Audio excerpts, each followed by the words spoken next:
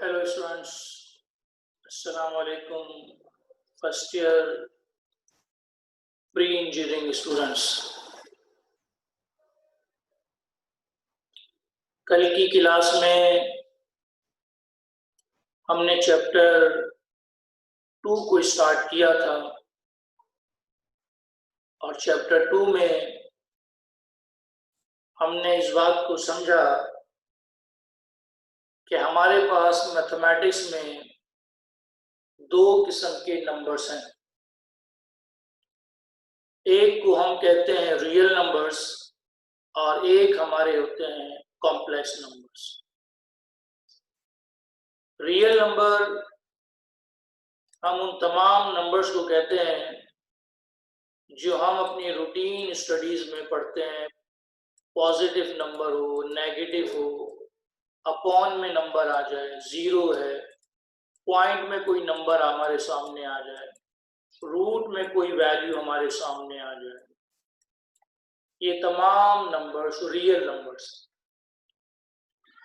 और जब हमारे पास नंबर्स के साथ हम आयोटा को इन्वॉल्व करना शुरू कर दें तो फिर ये रियल नंबर्स नहीं रहते बल्कि कॉम्प्लेक्स नंबर बन जाते हैं।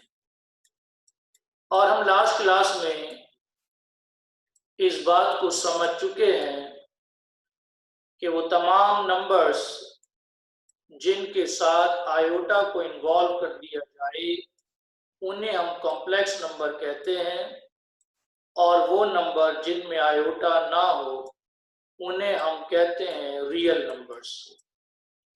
ये रियल नंबर्स हैं और इन्हें हम कहते हैं कॉम्प्लेक्स नंबर।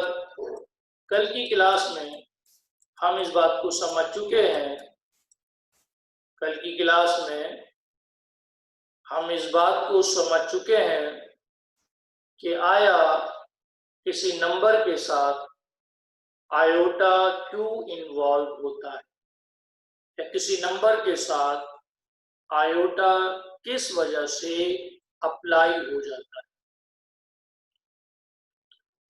आज की क्लास में हमारे पास जो हेडिंग है वो है general form of complex number. General form of complex number की तरफ जाने से पहले इस बात को समझ लें कि जब हम 3x में 2x को ऐड करते हैं तो हमारा रिजल्ट ये बन जाता है 5x। अगर आपसे कहा जाए कि 3x में 2y को आप ऐड करें तो हम 3x में 2y को ऐड नहीं कर सकते, इसे सिंप्लीफाई नहीं किया जा सकता। बिल्कुल यही बात यहाँ पर भी समझना बहुत जरूरी है कि जब हम किसी रियल नंबर्स में किसी भी कॉम्प्लेक्स नंबर को ऐड करते हैं या रियल नंबर से हम किसी भी कॉम्प्लेक्स नंबर को जब सब्ट्रैक्ट करते हैं, ये रियल नंबर है और ये कॉम्प्लेक्स नंबर। जब हम रियल नंबर में किसी कॉम्प्लेक्स नंबर को ऐड करते हैं या रियल नंबर से किसी कॉम्प्लेक्स नंबर को जब माइनस करते हैं तो हमारे पास एक ऐसा नंबर फाइंड आउट होता है जिसे सिंप्लीफाई नहीं किया जा सकता। तो इस नंबर को हम कॉम्प्लेक्स नंबर कहते हैं और ऐसे कॉम्प्लेक्स नंबर को हम Z से डिनोट करते हैं। जैसा कि आपके सामने स्क्रीन पर स्लाइड पर ये तमाम बातें लिखी हुई आ जाए। मैं इससे पहले इसको जरा रेस कर रहा हूं यहां से ताकि आप इसको इजीली समझ सकें।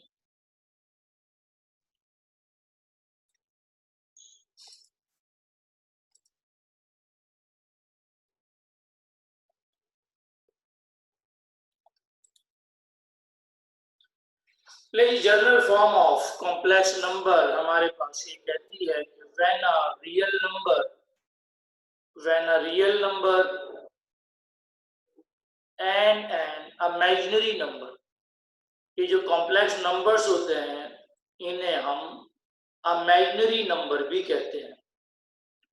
When a real number and an imaginary number are added or subtracted, जब हम किसी रियल नंबर के साथ किसी इमेजिनरी नंबर को ऐड या सब्ट्रैक्ट करते हैं तो द एक्सपेंशन सो फॉर्म, तो हमें एक ऐसा एक्सपेंशन मिलता है which can not be simplified, जिसे सिंप्लीफाई नहीं किया जा सकता, इज कॉल्ड कॉम्प्लेक्स नंबर। हम उसे कॉम्प्लेक्स नंबर कहते हैं, लेकिन ऐसे कॉम्प्लेक्स नंबर को हम z से डिनोट करते हैं। It is denoted by z। General form of complex number when a real number and an imaginary number are added or subtracted, the expansion so formed which cannot be simplified is called complex number. It is denoted by z। लेकिन यहाँ पर ये बात आपको समझाई जा रही है, जैसा कि कल की क्लास में हम ये बात समझ चुके हैं कि हमारे पास दो किस्म के नंबर हैं, एक रियल नंबर्स और एक है इमेजिनरी नंबर, जिन्हें हम कॉम्प्लेक्स नंबर भी कहते हैं। रियल नंबर जिनमें आयोटा नहीं होता और कॉम्प्लेक्स नंबर वो नंबर्स होते हैं जिनमें आयोटा मौजूद होता है। कहा यह जा रहा है जब किसी रियल नंबर में जब हम किसी कॉम्प्लेक्स नंबर को ऐड करते हैं या रियल नंबर से हम किसी भी कॉम्प्लेक्स नंबर को जब सब्ट्रैक्ट करते हैं तो ये हमारे पास एक नया नंबर बन जाता है। तो ये जो नया नंबर आपके सामने बन गया, इस नए नंबर को हम कॉम्प्लेक्स नंबर कहते हैं। और इस कॉम्प्लेक्स नंबर को बेटे किससे डिनोट किया जाता है? z से डिनोट किया जाता है। और इसकी जर्नल फॉर्म हमारे पास बनती है, इसकी जर्नल फॉर्म हमारे पास जो बनती है वो है z is equal to a plus iota B या z is equal to x plus iota y। Test के बारे में मैं पिछली क्लासेस में भी बता चुका हूं कि जो टेस्ट है वो एक्सरसाइज 4.1 का है। यहाँ पर बात हो रही है कि जब हम किसी रियल नंबर में कॉम्प्लेक्स नंबर को ऐड या सब्ट्रैक्ट करते हैं तो यहाँ पर हमारे पास जो एक्सपेंशन बनता है उसे हम कॉम्प्लेक्स नंबर कहते हैं और इसे z से डिनोट किया जाता है। और ऐसे कॉम्प्लेक्स नंबर में दो पार्ट बनते हैं, एक इसका रियल पार्ट है और एक इसका इमेजिनरी पार्ट। रियल पार्ट उसको कहते हैं जिसके साथ आयोटा ना हो, और जिसके साथ आयोटा हो उसे हम कहते हैं कि ये हमारा इमेजिनरी पार्ट है, जिसे हम कॉम्प्लेक्स पार्ट भी कहते हैं। एग्जाम्पल से बात आपको 100% समझ में आ जाएगी। z is equal to 2 plus 5 iota। z is equal to 2 plus 5 iota में दो पार्ट है हमारे पास, एक रियल पार्ट है और एक इमेजिनरी पार्ट है। तो भाई यहाँ जो रियल पार्ट हमारे पास होगा वो क्या है? रियल पार्ट बेटे यहाँ पे 2 है और जो इमेजिनरी पार्ट है यहाँ पर जो आयोटा के साथ वैल्यू है वो 5। एक और एग्जाम्पल को समझते हैं कि अगर आपके पास है z is equal to 4 minus 7 iota, तो यहाँ जो रियल पार्ट हमें मिलेगा, रियल पार्ट हमारा यहाँ पे 4 है और बेटे इमेजिनरी पार्ट जो है वो -7 है। इस तरह से इस स्लाइड पर हमने इस बात को समझा कि हमारे पास कॉम्प्लेक्स नंबर में जब हम किसी रियल नंबर को ऐड करते हैं या सब्ट्रैक्ट करते हैं तो ये एक ऐसा नंबर है जिसे सिंप्लीफाई नहीं किया जा सकता। इसे हम कॉम्प्लेक्स नंबर कहते हैं और ऐसे कॉम्प्लेक्स नंबर को हम z से डिनोट करते हैं। ऐसे कॉम्प्लेक्स नंबर में दो पार्ट बनते हैं, एक इसका रियल पार्ट है बेटे और एक इसका इमेजिनरी पार्ट है।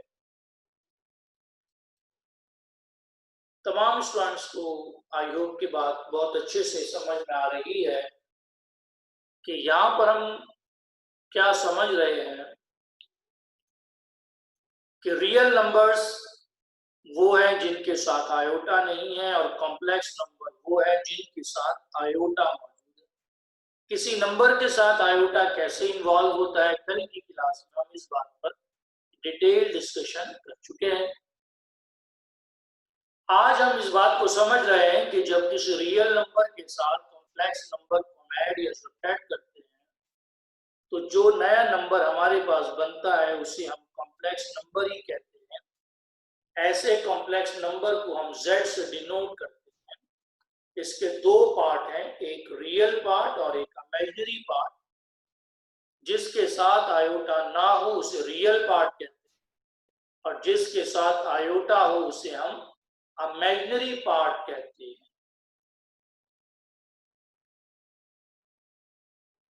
नेक्स्ट स्लाइड की तरफ अब हम मूव कर रहे हैं और अब हम देखते हैं कि इन कॉम्प्लेक्स नंबर को किस तरीके से ऐड या सब्ट्रैक्ट किया जाता है, मल्टीप्लाई कैसे करते हैं और इन कॉम्प्लेक्स नंबर को हम डिवाइड किस तरीके से या किस मेथड पर करते हैं।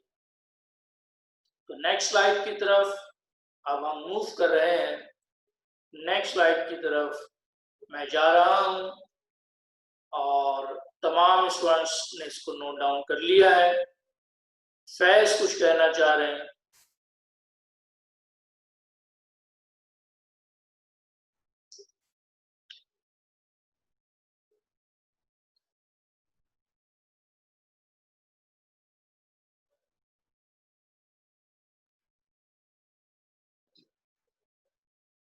फैज कहते हैं सर सब समझ में आ गया, बस डेफिनेशन समझ।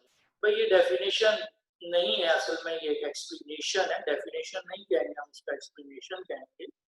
यहाँ पर ये बात लिखी गई है कि कह रहा है जब real number, when a real number, ये जो रियल नंबर है एंड इमेजिनरी नंबर, ये रियल नंबर है और ये इमेजिनरी नंबर, कह रहा है जब आप इसे ऐड करते हैं यानी कि जब आप इसको प्लस करते हैं और सब्ट्रैक्ट करते हैं यानी कि जब आप इसको माइनस करते हैं तो हमारे पास एक ऐसा ही नंबर आता है, एक ऐसा एक्सपेंशन आता है which can not be simplified, जिसे सॉल्व नहीं कर सकते। यानी 2 में हम 5 आयोटा को ऐड नहीं कर सकते। इस नए नंबर को हम कॉम्प्लेक्स नंबर कहते हैं और ऐसे कॉम्प्लेक्स नंबर को हम z से डिनोट करते हैं। ऐसे कॉम्प्लेक्स नंबर की जर्नल फॉर्म ये बनती है a प्लस आयोटा b या x प्लस आयोटा b। ये पहला नंबर है, ये वो नंबर है जिसके साथ आयोटा है। ये पहला नंबर है जो आयोटा के बगैर है, ये दूसरा नंबर जिसके साथ आयोटा मौजूद है। यहाँ पर जिसके साथ आयोटा ना हो उसे हम रियल पार्ट कहते हैं और जिसके साथ आयोटा हो उसको हम इमेजिनरी पार्ट कहते हैं, क्योंकि ये जो कॉम्प्लेक्स नंबर्स होते हैं इन्हें हम इमेजिनरी नंबर्स भी कहते हैं। आई होप कि आपको बात समझ में आ गई होगी। आगे नेक्स्ट स्लाइड की तरफ मूव कर।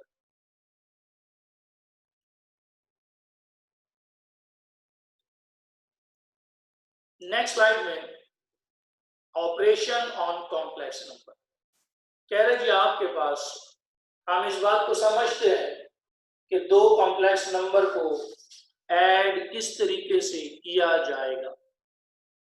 If z1 is equal to 2 plus 3 iota और z2 is equal to 3 plus 5 z1 plus z2.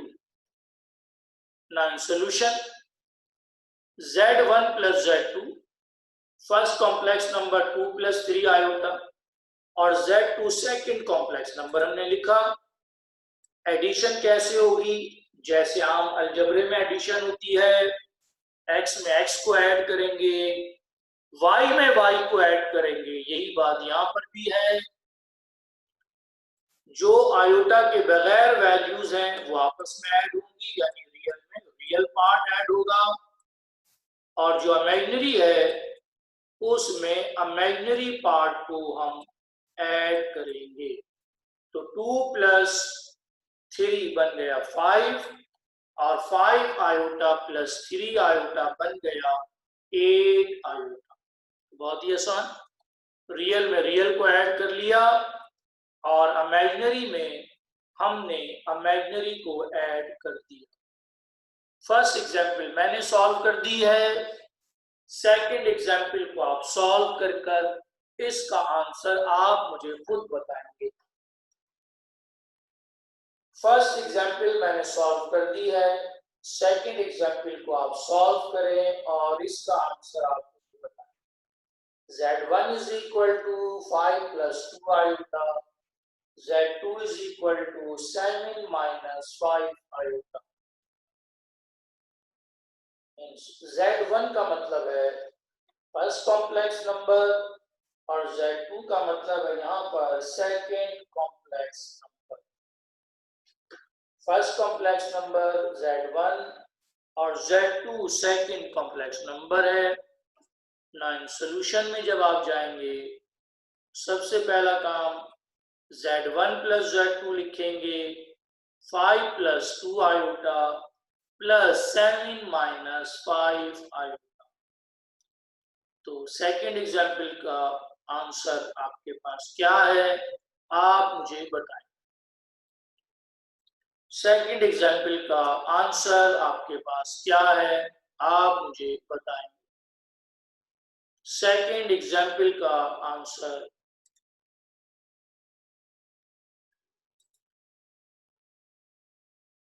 Five में हम 7 को ऐड करेंगे तो ये आपके पास बन जाएगा 12 और माइनस 5 आयोटा में से 2 आयोटा को निकाल देंगे तो ये आपके पास बन जाएगा 12 माइनस 3 आयोटा। जी हाँ, बिल्कुल ठीक आंसर आपने बताया, 12 माइनस 3 आयोटा।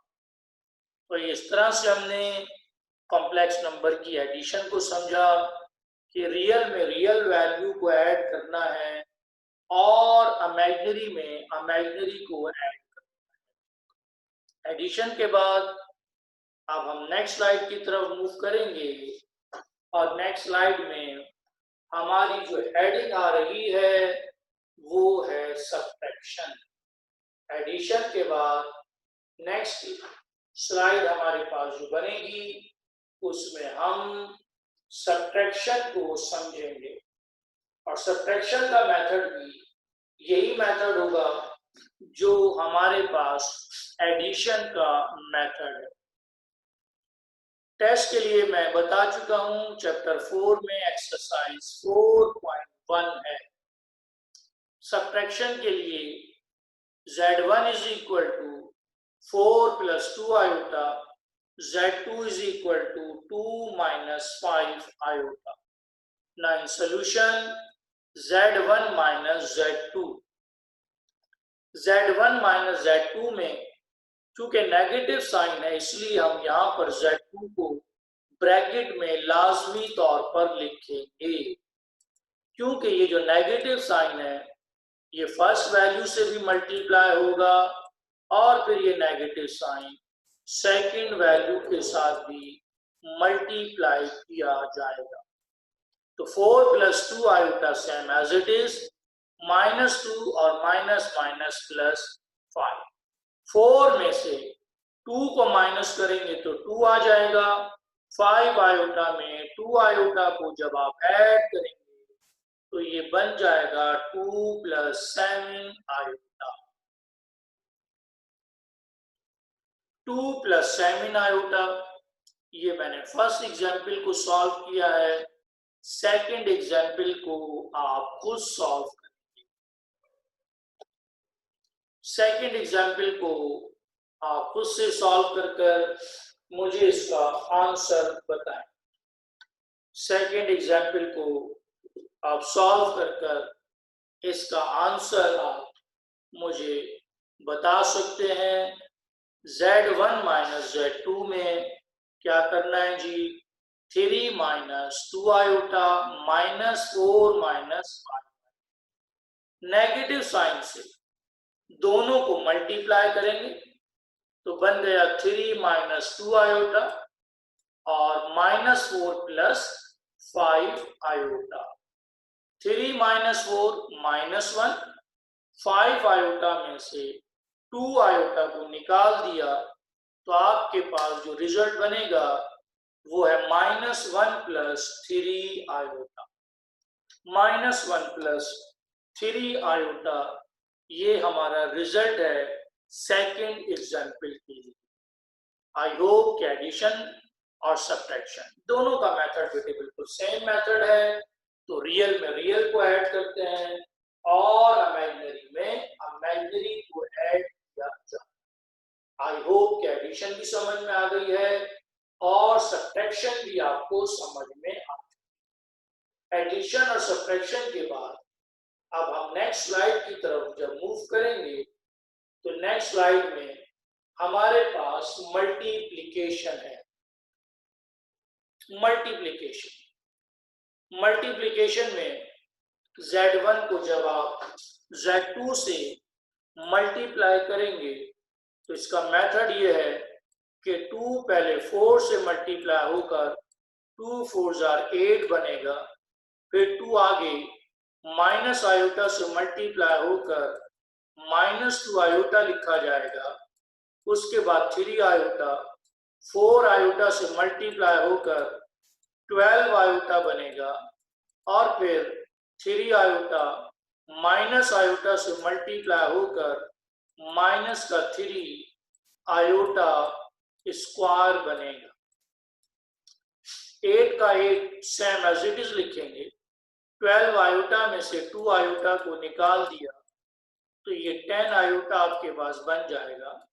कल की क्लास में इस बात को समझ चुके हैं कि आयोटा स्क्वायर की जगह पर -1 लाजमी तौर पर लिखा जाएगा। 8 plus 10 iota minus minus plus 3, 8 में 3 को ऐड करेंगे 11 प्लस 10 आयोटा हमारा रिक्वायर्ड आंसर यहाँ पर बन जाए। जैसा कि आप अपनी स्क्रीन पर देख सकते हैं 8 minus 2 iota plus 12 iota -3 iota square. 8 plus 10 iota minus 3 into -1, that is 8 plus 10 iota plus 3. Now the required answer is 11 plus 10 iota. ये आपका रिजल्ट आ गया फर्स्ट एग्जाम्पल का। उसके बाद सेकंड एग्जाम्पल आप इसे खुद भी सॉल्व कर सकते हैं। सेकंड एग्जाम्पल को मेथड सेकंड एग्जाम्पल के लिए भी यही है कि आपने पहले जो मल्टीप्लिकेशन करनी है, ये मल्टीप्लिकेशन वही मल्टीप्लिकेशन है जो हम आम तौर पर अपने क्वेश्चंस वगैरह में अप्लाई भी करते हैं। तो Z1 multiply by Z2 first example को मैंने सॉल्व कर दिया है। सेकंड एग्जाम्पल को आप खुद से सॉल्व कर इसका आंसर आप मुझे बताएं। फर्स्ट एग्जाम्पल मैंने सॉल्व कर दी है, सेकंड एग्जाम्पल को आप खुद से सॉल्व करें और इसका आंसर आप मुझे बताएं। Z1 multiply by Z2 is equal to 2 minus 9 iota 5 plus 2 iota. 2 पहले मल्टीप्लाई होगा 5 के साथ, 2 यहाँ पे मल्टीप्लाई होगा 5 के साथ, फिर 2 को मल्टीप्लाई करेंगे आगे 2 आयोटा के साथ, फिर 9 आयोटा 5 के साथ, और फिर ये 2 आयोटा के साथ भी मल्टीप्लाई किया जाए। 10 plus 4 iota minus 45 iota minus 18 iota square, plus का 10 सेम एज इट इज लिखा जाएगा, 10 सेम एज इट इज रहेगा। 45 आयोटा में से 4 आयोटा को माइनस कर दिया जाए तो माइनस 41 हो जाएगा। आयोटा स्क्वायर की जगह पे -1 लिखना मत भूलिएगा। फिर हम माइनस माइनस प्लस 18 और फिर 10 माइनस 41 आयोटा, 10 में 18 को ऐड करेंगे, ये बन गया 28 माइनस 41 आयोटा। तो ये हमारा आंसर होगा सेकंड एग्जाम्पल के लिए। इस तरीके से आपने फर्स्ट एग्जाम्पल को कंप्लीट किया मल्टीप्लिकेशन में, और सेकंड एग्जाम्पल को भी कंप्लीट किया हमने मल्टीप्लिकेशन। एडिशन समझ गए,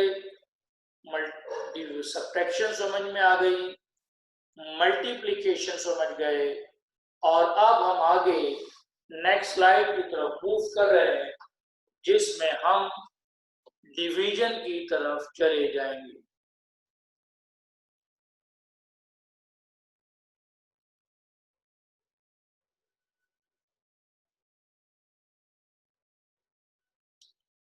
मल्टीप्लिकेशन की यहां पर हमने दो एग्जाम्पल्स को समझा।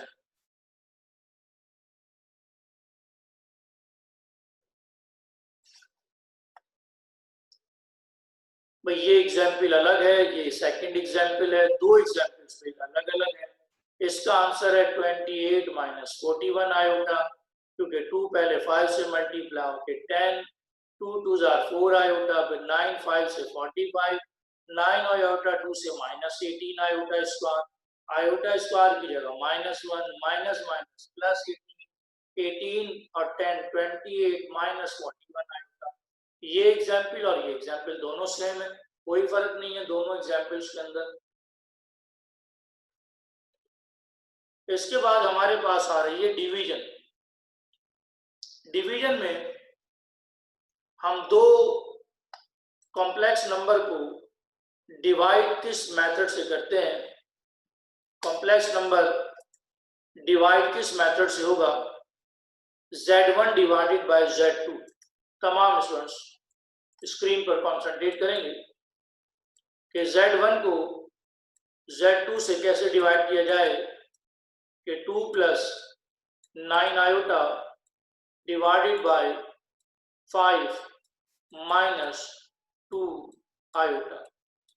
यहां पर ऐसा नहीं होगा कि हम 2 को 5 से और 9 को 2 से डिवाइड कर दें, ये रॉन्ग मेथड होता है। दो कॉम्प्लेक्स नंबर को डिवाइड करने का मेथड ये है कि जिस तरह से आप मैट्रिक क्लास में चैप्टर 2 में एक्सरसाइज 2.8 में जब आपको क्वेश्चन दिया जाता है 1/2 प्लस √3, तो आप इसको सॉल्व करने के लिए रैशनलाइज करते हैं, यानी नीचे वाली टर्म का साइन चेंज कर कर मल्टीप्लाई भी करते हैं और डिवाइड भी करते हैं। तो यही रैशनलाइजेशन का जो मेथड है वो हम इन कॉम्प्लेक्स नंबर पर भी अप्लाई करते हैं।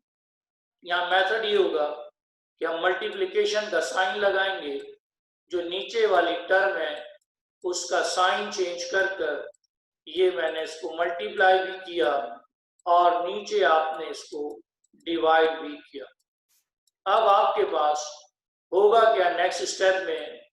नेक्स्ट स्टेप में ऊपर दो ब्रैकेट्स बन जाएंगे, एक बनेगा 2 प्लस 9 आयोटा का ब्रैकेट, और एक ब्रैकेट बन जाएगा 5 प्लस 2 आयोटा का ब्रैकेट बन जाए। ये दो ब्रैकेट बन गए ऊपर, और दो ब्रैकेट नीचे बन गए 5 माइनस 2 आयोटा और फिर 5 प्लस 2 आयोटा।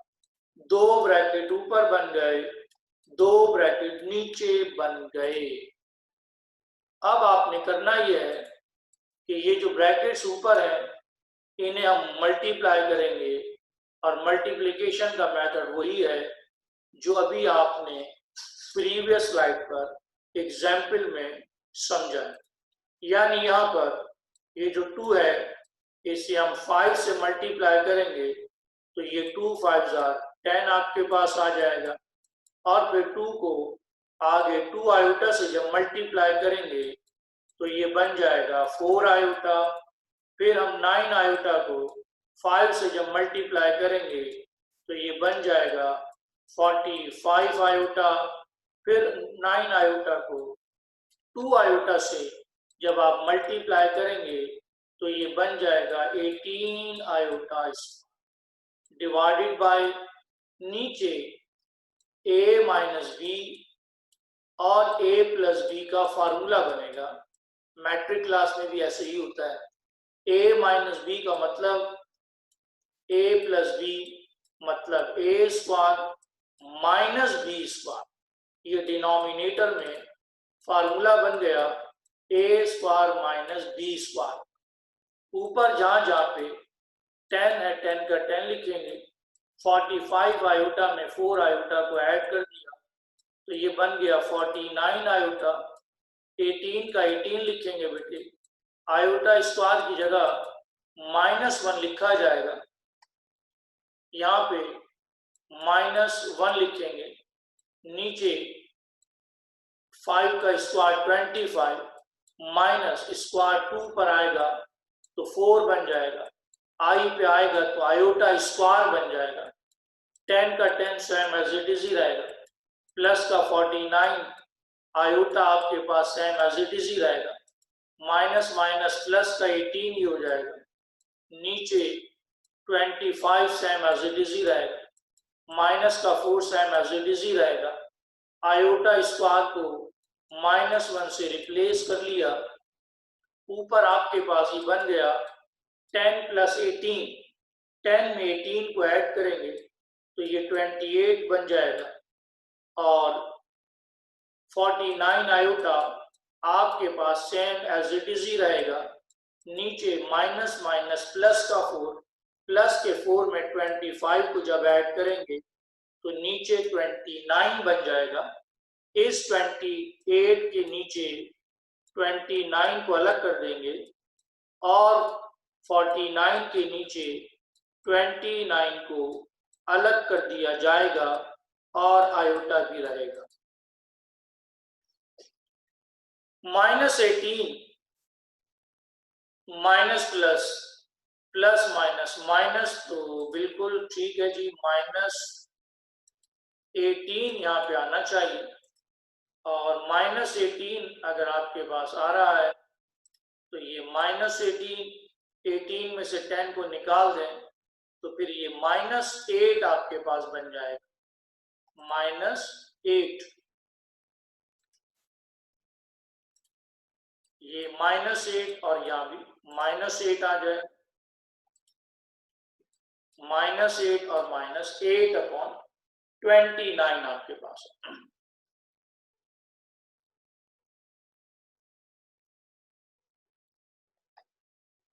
अब मैं अगेन इसका सॉल्यूशन आपके सामने डिस्प्ले कर रहा हूं ताकि आप एक दफा से फिर से इसको समझ लें। ये अरेज किया मैंने खुद से, और स्लाइड का सॉल्यूशन देखेंगे कि आपने क्या किया कि नीचे वाली टर्म का साइन चेंज कर कर मल्टीप्लाई भी किया और डिवाइड भी किया। ऊपर आपके पास 2 ब्रैकेट बन गए, नीचे भी आपके पास 2 ब्रैकेट बन गए। जब ऊपर और नीचे 2 ब्रैकेट आपके पास बन गए तो फिर हमने क्या किया, इन्हें मल्टीप्लाई किया। मल्टीप्लाई किया 2 को 5 के साथ, फिर 2 को 2 आयोटा के साथ, फिर 9 आयोटा को 5 के साथ, और फिर 18 आयोटा इसका। डिनोमिनेटर में फार्मूला बन गया था तो हमने डायरेक्ट लिख दिया 25 माइनस 4 आयोटा स्क्वायर, डायरेक्ट लिख दिया मैंने यहाँ पे 5 स्क्वायर और 2 स्क्वायर नहीं लिखा, डायरेक्ट फार्मूला लगा। और फिर हमने यहाँ पे जहां पे आयोटा स्क्वायर था उसकी जगह पे -1 लिखकर सिंप्लीफाई किया और रिजल्ट आ गया -8/29 प्लस 49/29 आयोटा। तो इस तरह से हमने डिवीजन पर एक एग्जाम्पल को कंप्लीट कर लिया, सॉल्व कर लिया है। इसके बाद जो इसी डिवीजन के टॉपिक पर जो सेकंड एग्जाम्पल है वो मैं आपको दूंगा सॉल्व करने के लिए, और फिर उसी पर ही हम आज की क्लास को ऑफ भी कर देंगे। सेकंड एग्जाम्पल की तरफ अब हम मूव कर रहे हैं। सेकंड एग्जाम्पल की तरफ जा रहे हैं। Second example